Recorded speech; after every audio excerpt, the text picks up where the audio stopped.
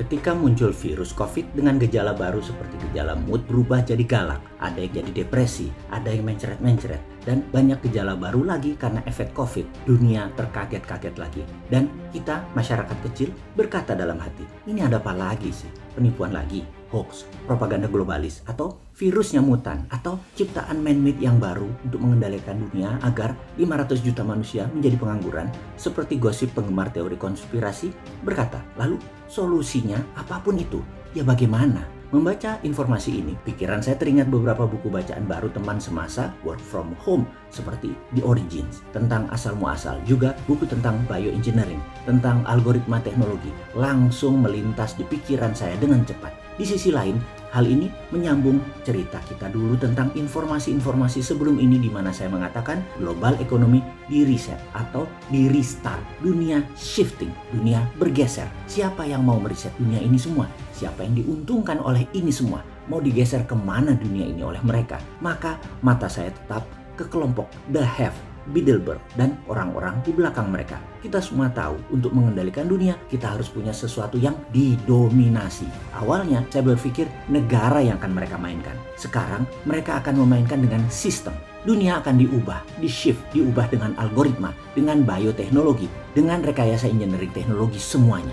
Termasuk kertas, saham, surat berharga, dan mineral precious metal. Kata-kata Trump yang mengatakan kami tidak punya emas baru-baru ini yang dikutip Ford membuat saya berpikir hal yang baru. Apa hubungannya dan apa yang akan terjadi? Oke, kita mundur sedikit ke zaman sebelum Keynesian, sebelum tahun 1900-an. Uang atau money itu hanya pelumas transaksi. Money just greasing the transaction. Uang sebelum itu gak dipuja seperti sekarang oleh kaum Keynesian. Uang tidak dijagain seperti sekarang. Uang bukan dewa seperti pejabat yang berkuasa saat ini memujanya dengan takut. Uang ya hanya pelumas, pelancar, mempermudah sebuah transaksi saja di masa sebelum Keynesian. Uang di zaman Keynesian seperti otak para pejabat sekarang adalah bukan hanya pelumas transaksi, tetapi menjadi komoditas, menjadi papers, menjadi jaminan, menjadi surat hutang, akhirnya menjadi benda yang harus dikontrol keberadaannya dengan bank sentral. Ada nilai naik turun inflasi, dipuja, ditakuti, dikasih syarat persis seperti sesajen,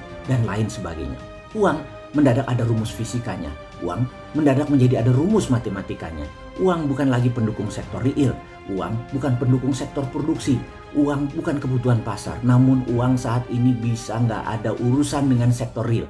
Mau angin kek, mau perang kek, mau penyakit kek, apa saja uang adalah solusinya. Kita sebagai penganut New Economic Model yang gencar dipromosikan sejak tahun 2009, kita adalah kaum yang percaya MMT. Maka kita ini disebut ekonom post-Keynesian atau ekonom setelah Keynesian. Di sisi ekonom post-Keynesian akan memurnikan kembali uang sebagai greasing the transaction plus underlying project. Ini penting dipahami.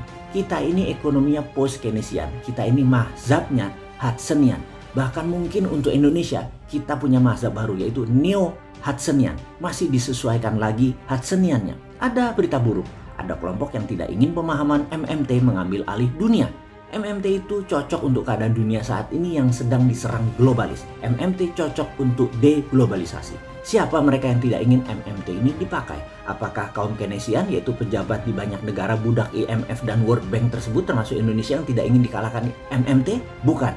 Mereka adalah kelompok digitalpreneur Bilderberg yang tidak ingin MMT dipakai di negara nasionalis patriotis. IMF dan World Bank itu toolsnya globalis untuk mematikan MMT.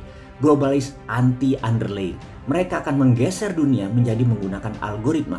Globalis yang punya digital currency sebentar lagi diluncurkan. Maksudnya begini, Bitcoin kita ambil sebagai ilustrasi. Bitcoin ini nggak ada jaminan apapun kecuali matrik algoritma. Lalu diterbitkan terbatas kira-kira 21 juta Satoshi. Ini kemudian jadi otomatis bergerak berdasarkan demand dan supply. Sehingga jadi turun naik harganya.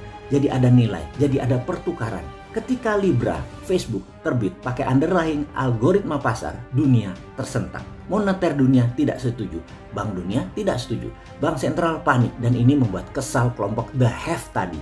Inilah mengapa sejak 2018 mereka getem-getem ingin bergerak dan merekayasa tatanan dunia baru tanpa negara, namun mereka belum bisa bergerak. Mereka shadow, mereka akan mengontrol digital dunia ini.